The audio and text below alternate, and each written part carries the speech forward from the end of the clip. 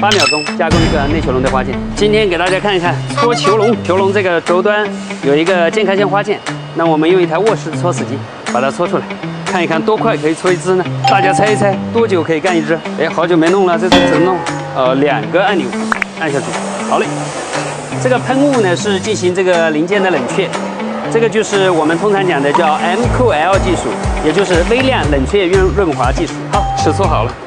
大概加工一件是8秒钟左右，这是毛坯，这是搓好的尺，做轴就得轴。我是赵机船，关注我，了解更多的轴类加工技术。